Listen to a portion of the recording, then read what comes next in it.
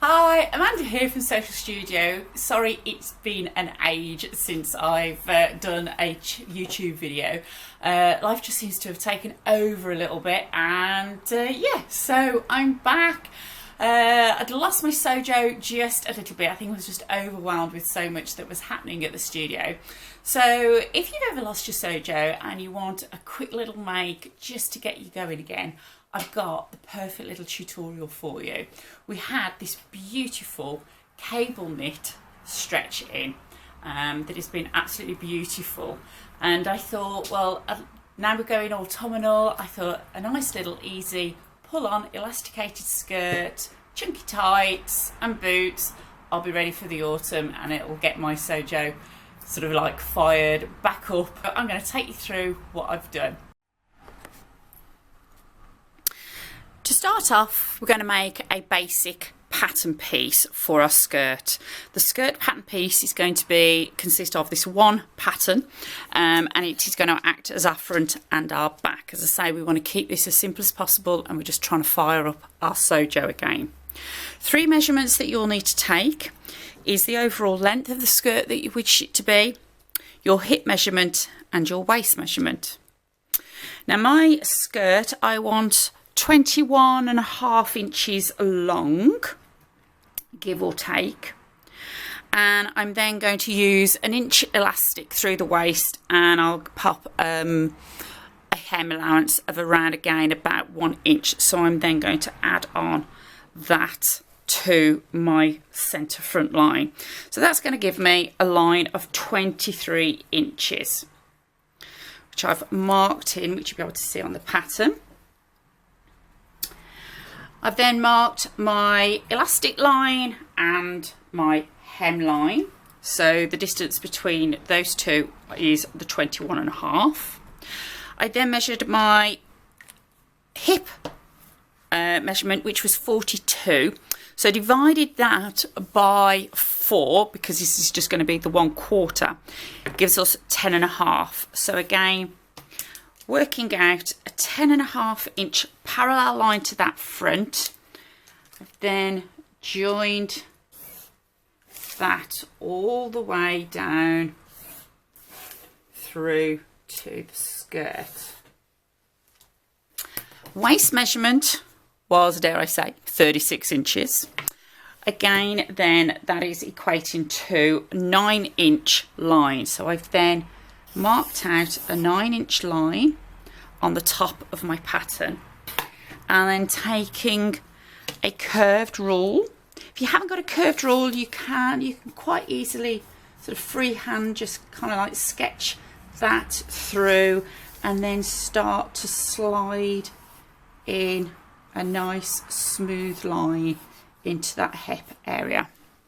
Now I've made the skirt to the exact measurement, body measurements, because we're working with a stretch jersey. We will need some negative ease. We don't want jersey to be baggy and saggy, but on the other hand, we don't want it so stretched that it's going to start wiggling and riding up. So I've worked on the basis of a 2-inch negative ease should be ample for this project. So my hem, or my seam allowance should I say, is going to be 1/2 inch, 12mm, all the way through. As I say, will then give me a 2-inch negative ease on my finished garment. So we will cut this out and then lay onto our fabric. I've got my first piece lined up. The lovely thing about the cable is with the pattern, I've decided I'm going to have the double little narrow run. So I've just folded that on the fold, placed it on. It's literally taken about 60 centimetres of fabric, which again is great for using up any of your scraps. And we're just going to go ahead and cut out this first piece. Remember, when you're cutting out, you've got more control if you keep the bottom blade on the table. Long, smooth cuts. There go. There's my back or my front. So I will reposition the fabric. Again, fold it on that line, unpin, and then pin my pattern back on. So I'll get that sorted and I'll be back in 2 ticks. I went ahead and just basted the side seams in just to check the fit, and I'm really pleased with the fit. One little alteration I decided to make, I'm just going to tip it in just towards the bottom to give it a little bit more of a cocoon shape. So I've come up approximately 5 inches from the hemline, and again I've just tapered it in approximately 3/8, 1 centimetre. So I've just chalked my line in of where I want to go. What you do have to remember is that if you are coming in, you don't want to continue this line in the same vein, because as you go to hem it, you'll have a shorter area going into a wider area and it'll pucker it. So what we do, that's why I've marked my actual hemline, that I know at that point I then need to come back out about 5-6 millimeters at a little angle, just so then I'm at the same width, and then that way it will actually fit up quite nicely. So I've got a wider hem area to go back up and it'll sit nice and flat. Now to sew together, we can either a fine zigzag down with the stretch, or we can go straight in with an overlocker serger if you feel, whichever one you've got. But the lovely thing about a jersey, they very rarely actually fray in any way, and then for the excess seams you could then trim down with some pinking shears just to make them a little less bulky. And we're ready to sew. Now I have a walking foot on this machine, and it really was just because the walking foot was on this machine that I actually picked up in the studio. You can do it with your regular foot, but the walking foot does actually help when working with jersey. As I said before, we're going to work with a small zigzag. Now when I say a small zigzag, I am referring to a stitch width of approximately 2 and a stitch length of approximately 1.5 if you have a computerized machine. I'm working on the Alna Experience 520.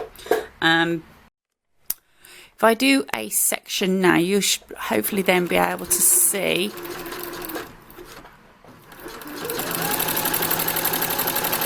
the distance that I'm working with.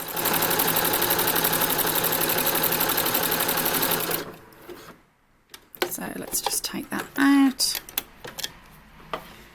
And there you can see here, it's quite a fine zigzag. Actually then give that little bit of spring that we need, which will then stop any of the popping if we did it with a straight stitch.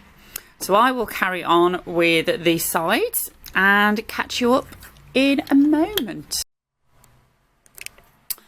We're ready to put the waistband now into the skirt. So the elastic, I've got 1 inch elastic, and I've taken the initial stretch out of it and I've cut it 1 inch shorter than the actual waistband. Now you can quite happily overlap and do a zigzag stitch over the edge to join it into a loop, or what I tend to sometimes do is get a piece of cotton and butt the 2 edges together and then zigzag these edges together, and then afterwards cut away the cotton, and that way I've got a nice smooth join and it reduces any bulk.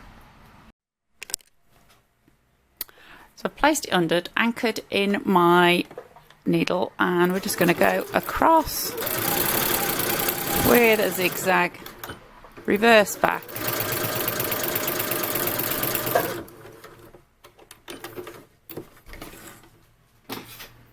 Okay.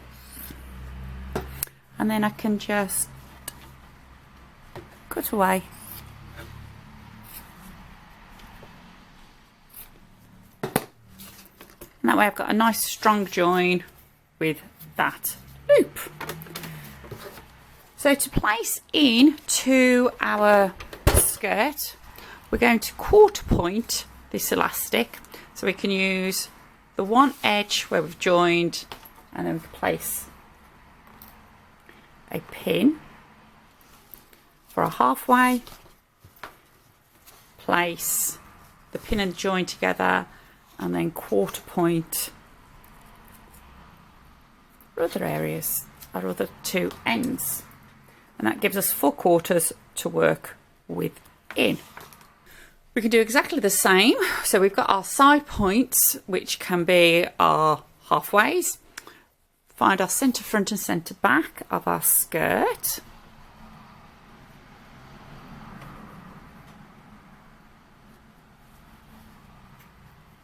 And then we're simply going to match those points together.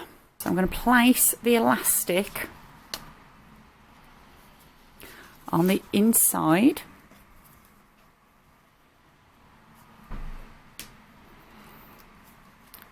Just anchor it at the point. We've matched our points, and so we've just got a little bit of excess pull now when we join in.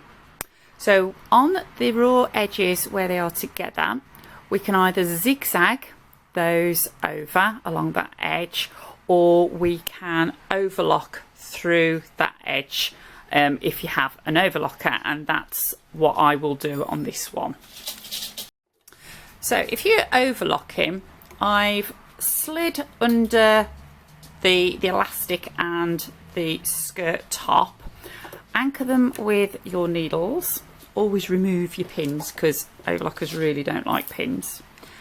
Going to stretch this section just so it comes nice and smooth, and halfway I'll just anchor. So I'm just working on the first sort of 4 inches.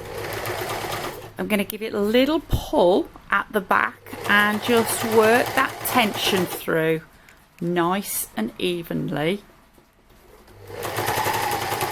Don't want to cut the elastic, but it's fine if you just trim off about 1/8 of an inch of the top of the skirt. So I'm just coming towards the end of that section. Remove my pins. Pull my next quarter nice and smooth. Line up. And again, just working that first few inches. Adjust my fingers so my fingers are flat on the top, my thumb underneath, and I'm going to hold this piece at the back and just move that through so you're getting a nice join on our overlock into our skirt. So I've got the elastic in. So it's a simple case now of folding the waistband down. So we can pin this into place on the outside, keeping it nice and flat, and then we can top stitch around. Again, you could use a zigzag so that your stitches stretch with the elastic, or you could, if you're lucky enough to have a cover machine, you could fasten that down as well. There we go. I've already as well overlocked the hem, so this will be a case of popping in. The way I do a hem, we want 1 inch again, and I will do a flat row of basting stitches at 1 inch, and then I've got in a nice bright colour, and then I've got a line then that I can actually turn up to, so the basting stitch will sit right on the edge, and then I can top stitch again into place and then remove the basting stitches, and it's a really nice quick way of doing it rather than being at the ironing board and using the little measuring gauge all the way around.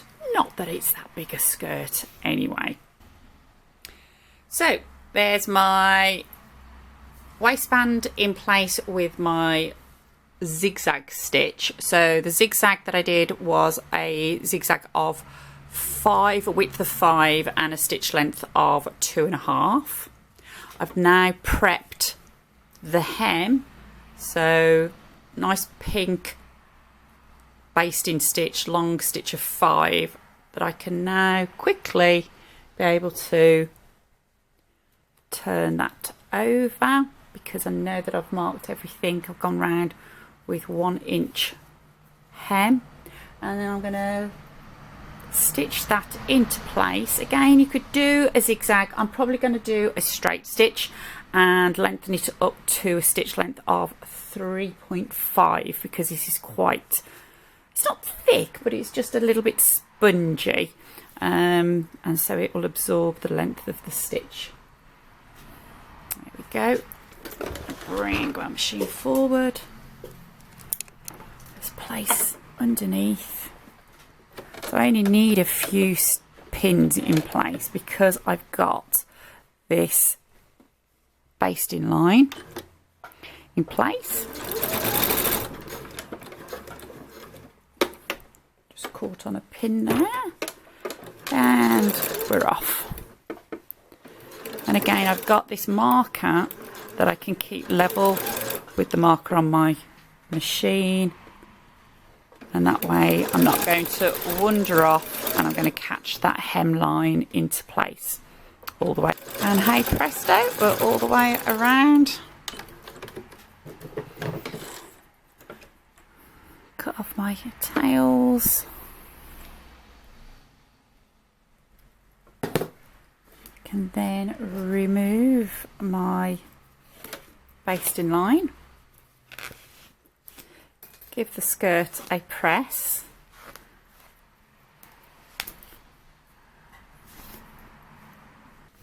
There we go. So that's all the basting line.